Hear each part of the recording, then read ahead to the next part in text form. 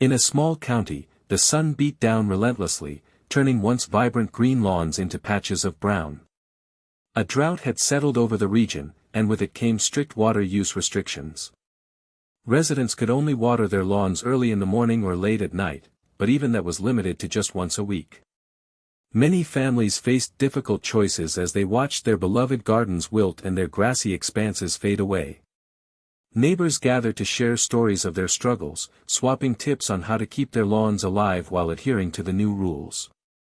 Some resorted to creative solutions, using rain barrels or planting drought-resistant gardens.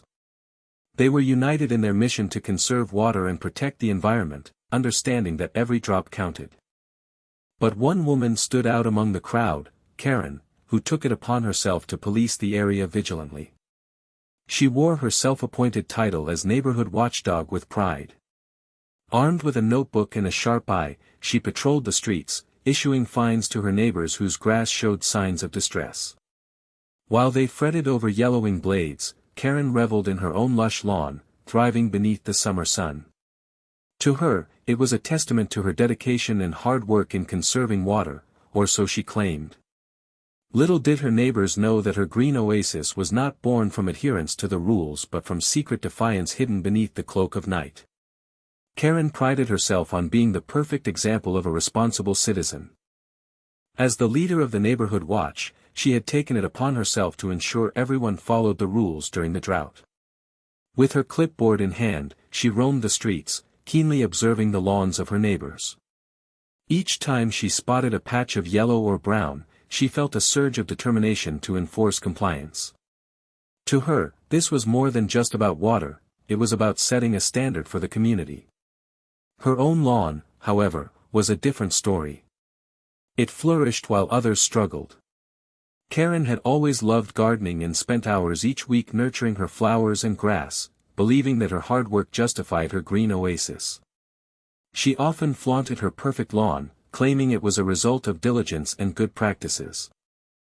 In her mind, she saw herself as a guardian of the environment, willing to reprimand others for not doing their part.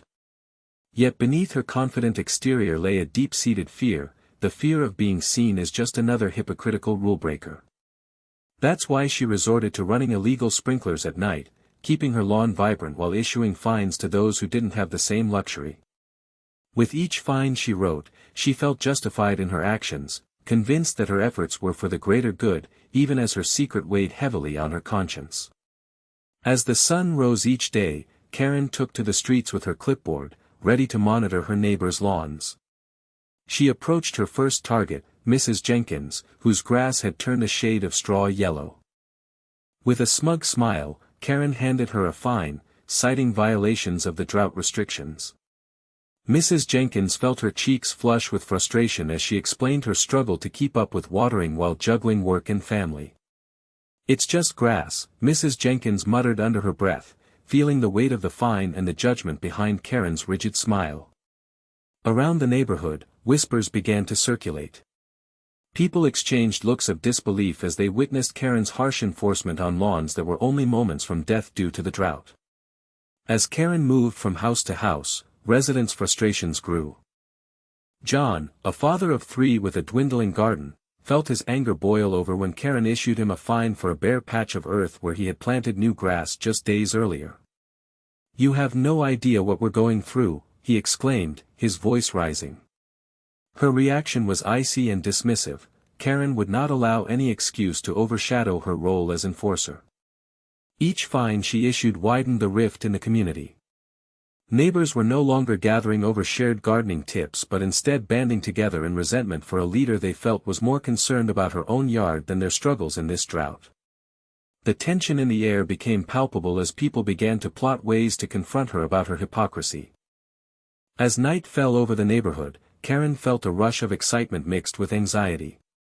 Under the cover of darkness, she tiptoed into her backyard, where her secret lay hidden. She had installed a series of illegal sprinklers designed to operate silently, their gentle spray keeping her lawn lush and vibrant while her neighbor's grass turned brown. It was a carefully orchestrated operation, and she took pride in her ability to avoid detection. Karen had timed the sprinklers to start just after midnight, ensuring that they would finish their cycle before dawn. She even placed a few garden gnomes strategically around the yard to distract any curious eyes from noticing the hidden pipes. Every detail was thought out meticulously. She had even created a nightly routine for herself that included checking the weather to ensure no neighbors would be outside when she turned on her system. Each morning, as she walked past her neighbors' wilted lawns, Karen reveled in the sight of her own green paradise. It was a guilty pleasure that fueled her sense of superiority, allowing her to maintain her facade as the diligent enforcer of the drought rules. Yet, despite her joy, a nagging worry lingered in the back of her mind. What if someone discovered her secret? The risk only heightened the thrill of keeping up appearances while living a lie. In those quiet hours of the night, Karen felt invincible, blissfully unaware that her deception would soon be unraveled by one observant neighbor. Tom had watched Karen's hypocrisy unfold for weeks, and it gnawed at him every time he passed her verdant lawn. As a father trying to provide for his family while adhering to the drought rules, he felt deeply frustrated by her self-righteousness. With each fine she issued to struggling neighbors, his resentment grew. He couldn't stand the thought of her living in comfort while others suffered.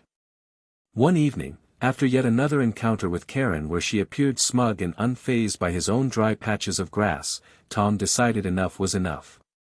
He needed proof of her deceit, something that would reveal her true behavior to their entire community. That night, he carefully set up a trail camera in a hidden spot that overlooked Karen's yard. It was small but effective, ready to capture any nighttime antics. Tom felt a mix of excitement and nervousness as he positioned the camera. Would it work? Would he actually catch Karen in the act? The thought of exposing her made his heart race. He imagined how satisfying it would feel to finally confront her about her hypocrisy. As days passed, Tom checked the camera regularly, anxious to see what footage it might provide. Each morning brought a fresh sense of hope followed by disappointment when nothing was recorded. But deep down, he knew it was only a matter of time before Karen's secrets would be laid bare for everyone to see. As the days dragged on, Tom found himself consumed by anticipation and frustration. Each morning, he rushed to check the footage from the trail camera, heart pounding as he replayed the clips. But as the screen flickered with nothing but empty darkness, disappointment washed over him. He could feel his own lawn wilting under the drought restrictions, each brown patch a reminder of his struggle while Karen's lush grass thrived just a few houses down. The tension in his home mirrored his growing anxiety. He could hear his children lamenting the loss of their backyard play space as their once green lawn faded away. Tom felt helpless watching his kids play on a dry, dusty expanse while Karen strolled through her garden, oblivious to the despair she caused. The sight was infuriating, fueling his determination to uncover her secret. Tom began to notice other neighbors peeking out of their windows, their expressions filled with shared discontent. Conversations buzzed around the community, and it became clear that many were fed up with Karen's self-righteous attitude. They were silently rooting for Tom to succeed in his quest for evidence, hoping it would finally bring an end to her reign of hypocrisy. Night after night, Tom set the camera up again, adjusting its angle and testing its motion sensor as if he were preparing for a grand mission. He felt the weight of the community's hopes resting on his shoulders. Failure was not an option. With each passing day, the tension tightened, and he knew that the truth was lurking just beyond the shadows, waiting to be revealed. The moment finally arrived when Tom sat in front of the screen, heart racing, as he hit play on the latest footage from his trail camera. His eyes widened in disbelief as he watched Karen's figure appear.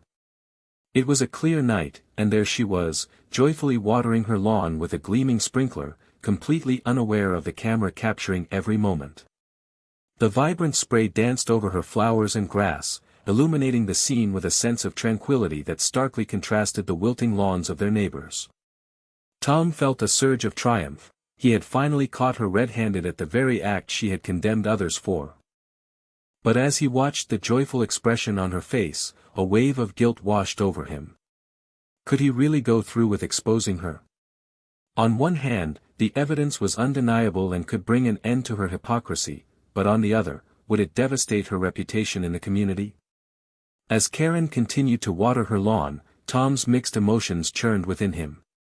He thought about his own children's disappointment as their play area turned to dust, and how frustrating it felt to see someone thrive while others suffered.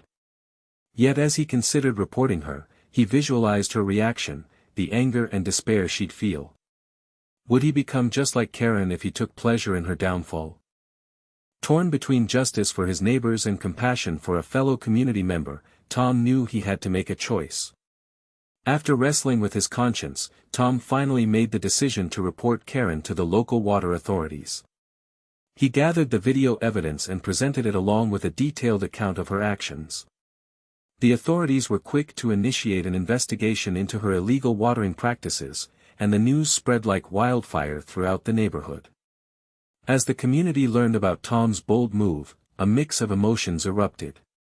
Some residents felt vindicated, believing that they had been right all along about Karen's hypocrisy. They rallied together, discussing how unfairly they had been treated while she flaunted her lush lawn. However, others expressed concern about the potential fallout from Karen's exposure. Would she retaliate or further divide the community? In the days that followed, whispers filled the streets as neighbors questioned if they could trust one another amidst a growing atmosphere of suspicion. Even those who initially supported Tom found themselves anxious about the outcome of the investigation. Would Karen face serious penalties? Could she lose her home or harm her standing in the community? Tom walked through the neighborhood, sensing the tension surrounding him. He felt the weight of responsibility pressing down. He had initiated this confrontation and now carried the expectations of his neighbors on his shoulders. As he pondered the potential consequences, he recognized that while justice might be served, it would inevitably change the fabric of their community. The lines between right and wrong had blurred, and now they all had to navigate this new reality together. The day Karen received the notice was one she would never forget. As she opened the envelope, her heart sank when she saw the figure printed in bold letters, a massive fine for her illegal watering practices. Shock washed over her like a cold wave, and disbelief clouded her mind. How could this happen? She had always prided herself on being a responsible member of the community, enforcing the rules she believed were for the greater good. Anger bubbled within her as she reflected on how unfair it felt to be penalized after issuing fines to others for the same reason. The irony of it all seemed unbearable. "They should have known I was just trying to help," she muttered, pacing her living room. But deep down, a nagging sense of betrayal crept in. She had betrayed not only her neighbors but also herself by allowing greed and pride to lead her down this path. As she glanced out at her once lush lawn now wilting in the sunlight, a feeling of despair took hold. The very thing she had cherished now seemed like a curse. Her mind raced with thoughts of how she would face the community and whether they would ever respect her again. Would they see her as just another hypocrite?